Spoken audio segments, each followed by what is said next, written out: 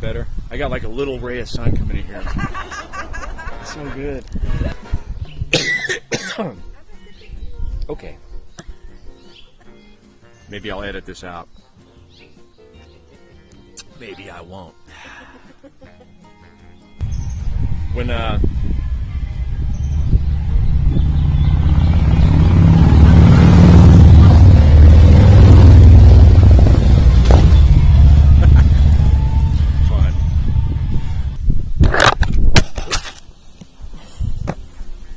No, I ate a big bug on my bike. I got on my bike a couple days this week. Didn't want to go down. Because of that, where it's too far down to come back up. And protein supplement. Oh, well, welcome to church in February. In June. We're going to pick it up and just keep marching through John. I just love the time we're taking with this. And I'm going to try and keep this brief today, because I know everybody wants to get in their car and get warm. And I didn't want to go too far into this, because I want us to think about, this little passage. We're continuing. Basically what happened is last week, Jesus identified himself as the true vine. And we think that, maybe they were walking by that gate out of the city, and there was that, embossed picture of a vine in the gate, and he's like, I am the true vine. And his dudes, as we're going to see, the disciples, and next week he's going to tell them, it's like, you guys are going to get kicked out of the vine of Israel. All right? You guys are going to be no longer welcome in that. And as you're kicked out of that, you are going to be welcomed into the true vine. He says, I am the true vine. And he talked about the Father as the gardener and the vine dresser in relation to that vine, how he's in control of, maybe grafting things in. He's in control of pruning things, maybe cutting things off, and sometimes you have to cut off the fluff so that more fruit will happen, and the goal is fruit. We saw that if the branches become disconnected, that they wither and die. You have to stay plugged in. And if you're not plugged in, the example of flowers, how us guys bring flowers home. It's like, here, we brought you flowers so you can watch them die, and that if you're not plugged in to the vine, to the root system, into that whole living organism, they wither and die. And we don't want to wither and die. We want to be alive. If the branches are connected, they live and they bear fruit. And Jesus is like, I am the true vine. My Father is the vine dresser. I am the vine. You are the branches. So that's kind of the relationship of everybody in this vine picture. And we pick it up today in John chapter 15, verse 9. Oh, I'm getting a little bit of sun. That's good. John chapter 15, verse 9. And he continues the conversation here. And he says, as the Father has loved me, so have I loved you. Now remain in my love. If you keep my commands, you will remain in my love, just as I have kept my Father's commands and remain in his love. I have told you this so that my joy may be in you and that your joy may be complete. My command is this: love each other as I have loved you. And he's repeating a lot of stuff. That whole love thing, the whole abide thing. As the Father has loved me, so I have loved you. Now, keep my commands, remain. So we got these repeating things: abide, love, keep the commands, and how all those kind of go together. And he starts off here in this section this week saying, as the Father has loved me, so I have loved you. And it's easy. I think I've read through that before and just glossed right over it. And I stopped and I kind of thought about that, about what deep waters those are. As the Father, he says, has loved me, so I have loved you. And we're these little finite creatures living on this rock, hurtling through space, in time and space. And he's talking about love that pre-existed the universe.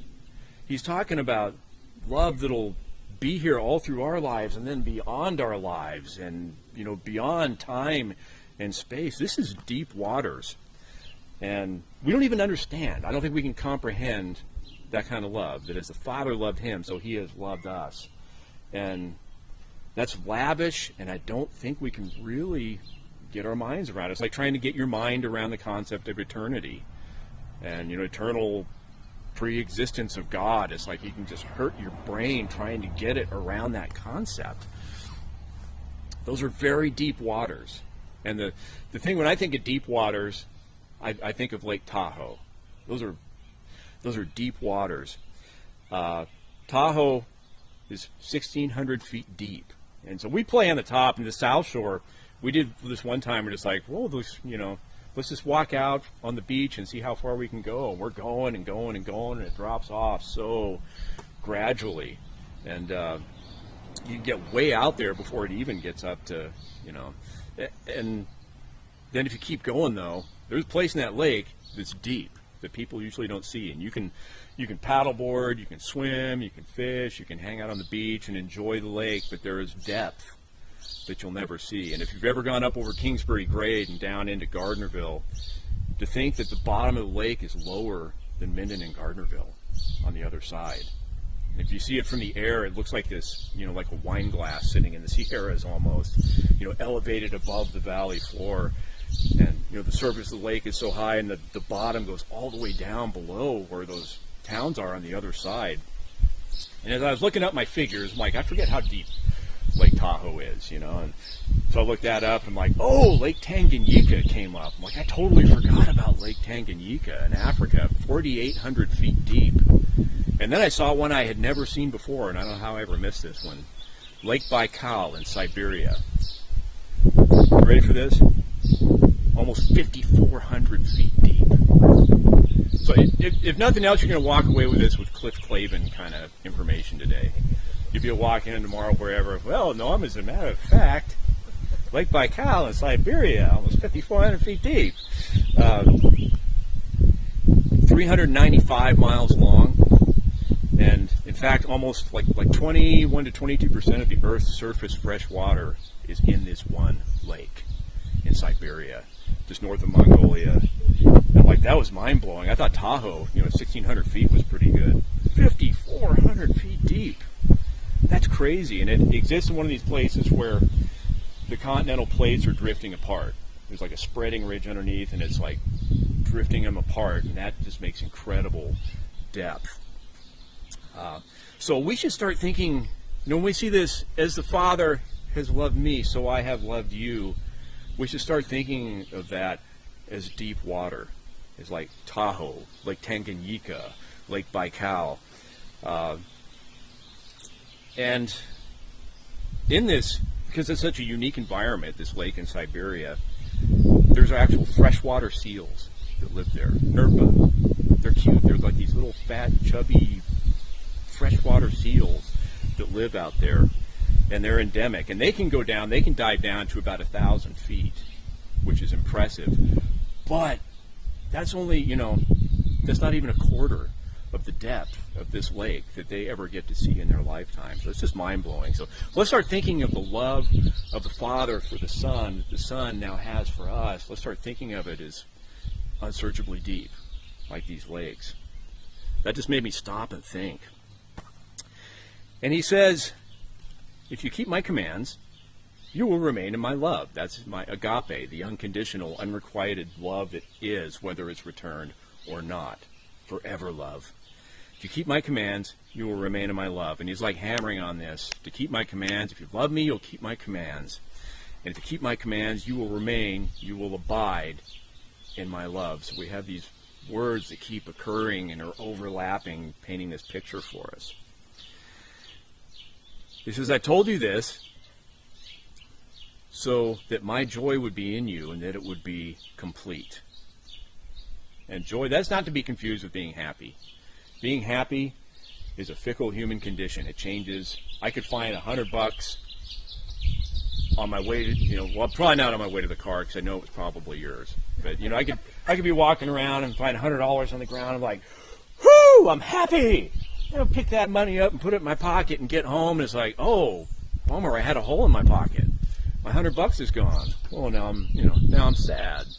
And joy like supersedes all that. Whether you're happy, whether you're sad, joy remains. And Jesus says, I told you this so that my joy would be in you and that your joy would be complete. And complete is being full to the top, like being full to overflowing, no room for anything else. When you see that word complete, that's what it means. It means just full to completion. When I go to Starbucks, they're like, do you want room? I'm like, no. Make my coffee joyful. I want it joyful. Do not pollute. I don't pollute it with dairy products. Just give me everything I'm paying for, right? Just fill it up to the top. If it spills on me, burns me, I don't care. Fill it up to the top. I want my coffee joyful and complete. And we've seen this concept of being complete one other time, this complete joy. And that was back in chapter 3, verse 29, where John the Baptist says, the friend of the bridegroom who hears the groom's voice as he comes for his bride, that joy is mine. He must become greater, and I must become less. So here John brings that up. That's the only other time we've seen this concept of complete joy in this book so far. That John is losing everything. His ministry is going away. He had something very specific that he was to do. He was to prepare the way. Remember, he was the road sign to Jesus. He wasn't the actual destination, but he was the road sign. It's like, Jesus, this way, pointing everybody to him. And he had this, he was going out and he was baptizing people. People were repenting and preparing them, making them ready. And now his ministry is winding down. He's done. His ministry is vanishing. It's going away. And in this, his joy was full. Because it says that, the friend of the bridegroom who hears the groom's voice as he comes for the bride, that joy is mine.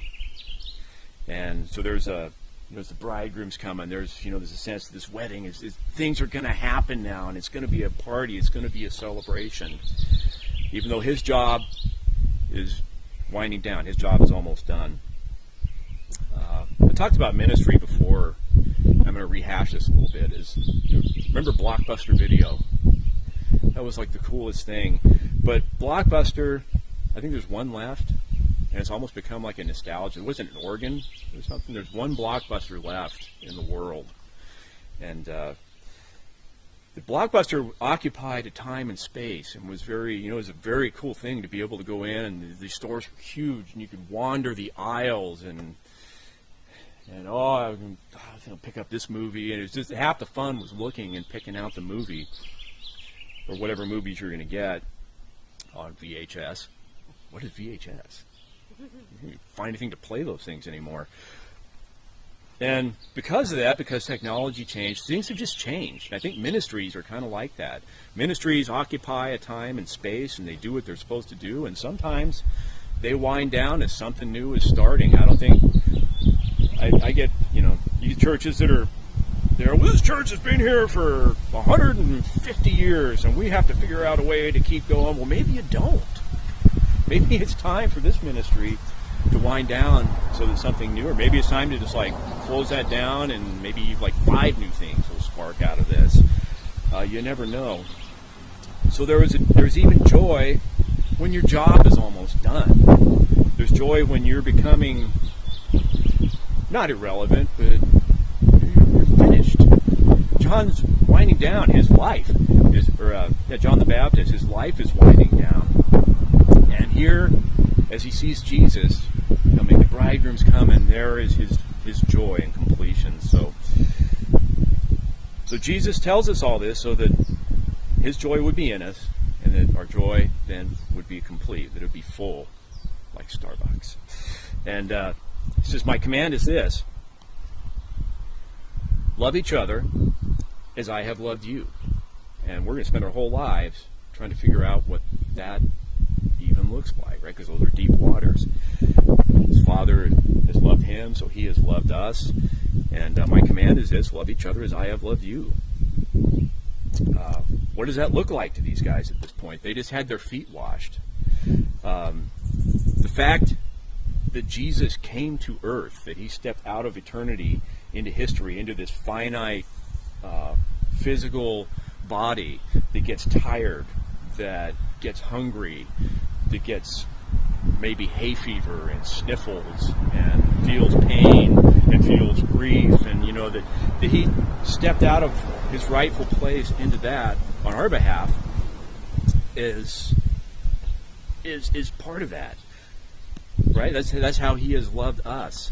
And then recently, as they're all sitting around the table with dirty feet, he abandons his place as the rabbi, as the teacher, as the one in charge, to take the lowest job in the house and washes their feet and says, this is how I want you to treat each other from now on.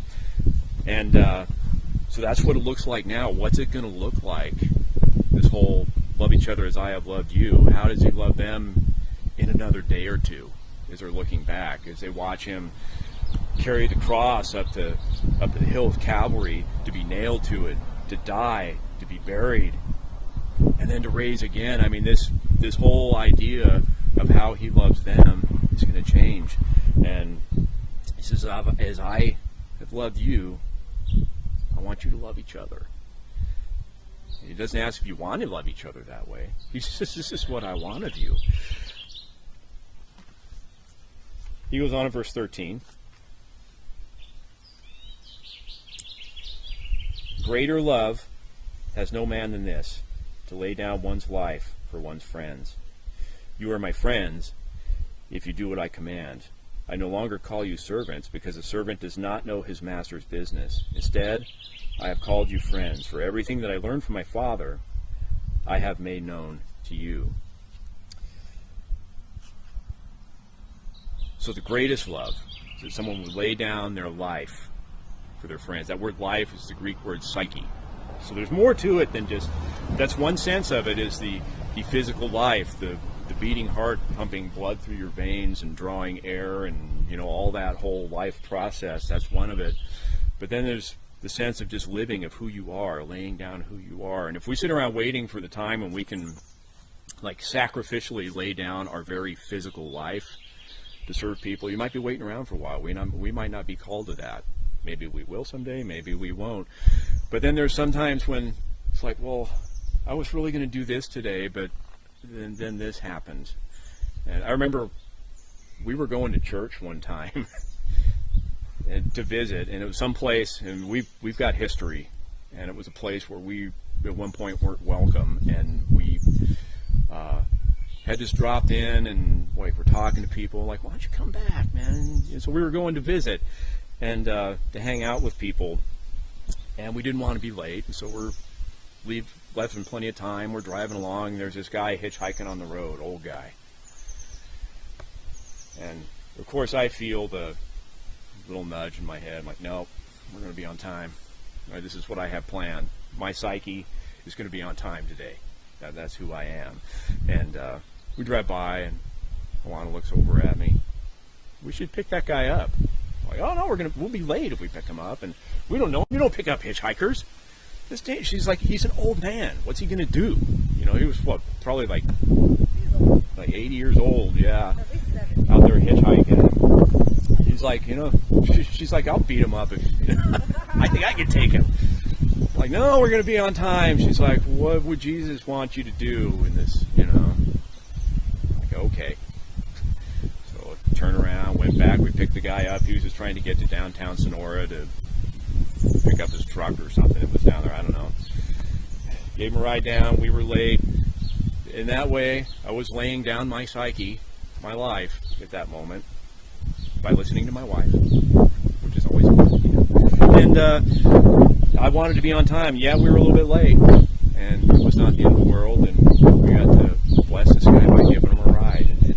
So sometimes it looks like that. It's not always, I am going to throw my life on the line right now and, push somebody out in front of a bus and have the bus run over me instead. Those are noble things too, but there's lesser degrees where you can lay down your life. It's like, well, I wanted to watch football today, but somebody called me up and needed some help, so what am I going to do? I'm going to sit and watch football, and my wife's going to make me get up and go. That chick that we helped move too. Oh man. Yeah. That was crazy. Yeah. Yeah, last year there was a lady that came, and she was a hot. We were up at Pinecrest, and she was a hot mess. She was just in tears, and her husband had recently left her with the kids, and she had to move out of this house in Cold Springs, and I was exhausted that day. Long week, long day at work the night before. I was so tired, just looking forward to getting home. My psyche wanted to be home, taking care of business so I could go to bed. And well, here this lady comes in, and she has to be out of the house that day. So we got together with somebody else that was up for the weekend that has a cabin in Pinecrest. Hey, you want to do something? And they didn't know what they were getting into. And yeah, we went. We spent the afternoon. We got her out of that house, but that was laying down our psyche because we just wanted to go eat, and we didn't even eat until after that, right? Yeah, we're starving to death, exhausted. Sometimes laying down your life looks like that. And yeah, the fact that Jesus was even here at all in physical body demonstrated that.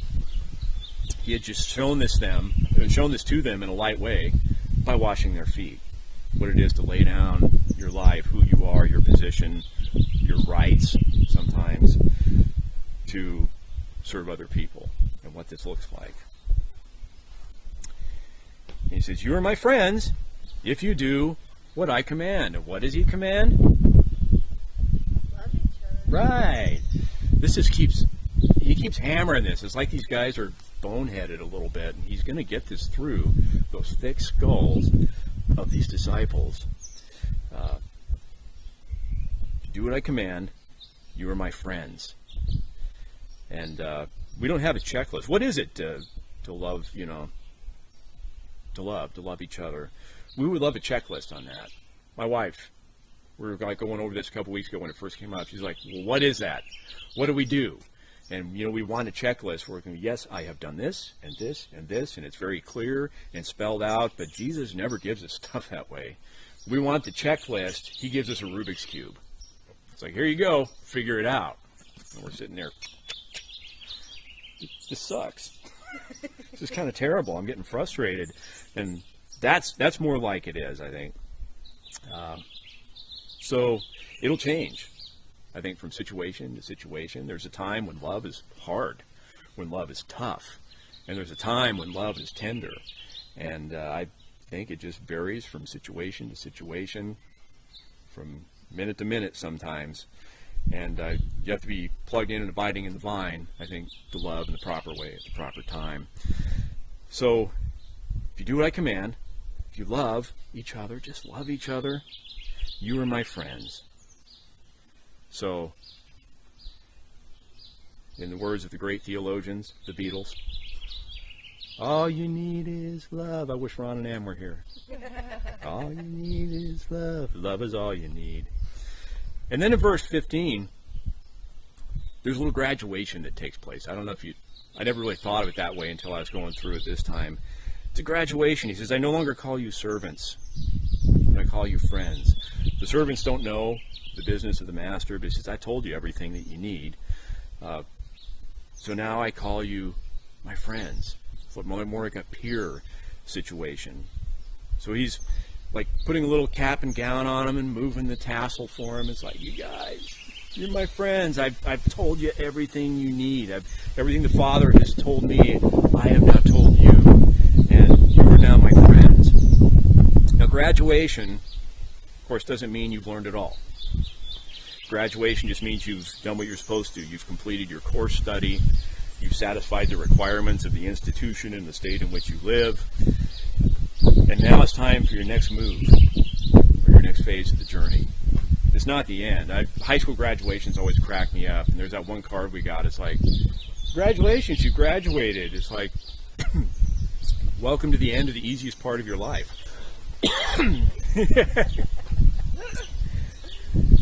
It doesn't get any easier from here. It just means you've completed your course study, that you're up for the next phase of the journey. It's not, in one way it is a finish line, and in another way it's a brand new starting point. So you got to there, and now it's time to launch again. She says, I've told you everything that I learned from the Father. It's up to you guys now. You're going to take this out. Anyway, verse 16. He says, "You did not choose me, but I chose you and appointed you so that you might go and bear fruit, fruit that will last. And so whatever you ask in my name, the Father will give you. This is my command. Love each other." Have we seen that before? He's like, hey, boneheads, McFly, love each other. Love each other. Love each other. And I love that he says, I chose you. He chose these guys.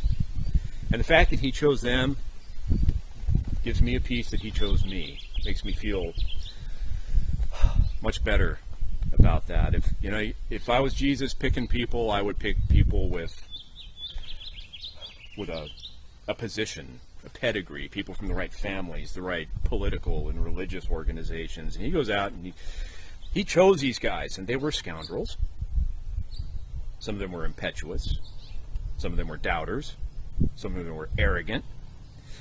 Some of them were looking to be in the good place with Jesus when he got into his kingdom. Hey, when we get there, can I be over here? Can my brother be over on this side? On your right, your left? Can we do that? Because that would be awesome. And that's kind of an arrogant thing to ask for. And the fact that he chose these guys and that he chooses us, that he chooses me, means that there is no doubt where the fruit comes from. When you go out to one of these wineries, they don't talk about the fruit of the branch. They talk about the fruit of the vine. And so there's no doubt then, even if some branches are a little funky, if they're bearing fruit, there's no doubt where the fruit comes from. That he chose these guys, that he chooses me, leaves no doubt where the fruit is sourced from and whose it is. So he chose these guys. And there's always a choosing back. Huh? We just like what he said. Oh, okay. There's a choosing back that has to happen. Right? Jesus is a perfect gentleman. He will never force us into following him. There's always a choice to be chosen. And so you get this Calvinism, Arminianism. I'm not going to go into that. It's like, are we chosen by God or do we choose God? Is it works if we choose God? And these are like parallel lines that aren't going to cross this side of heaven, so I'm not going to worry about it. He chooses us, and we choose him, and it all works. So there's always a choice there. So I'm going to put a bow on this for today. We're just going to stop there. And the thing we need to remember, love, love, love, love, love, love, love. I love what Meg says, lovest love of love. Right? So you just need to abide in the lovest love of love. Abide, which is when it says remain. Abide, like be plugged in and living for the long haul. Abide, abide, abide, abide, abide, abide. And follow his command. Live in his love. We're like his little Nerpa.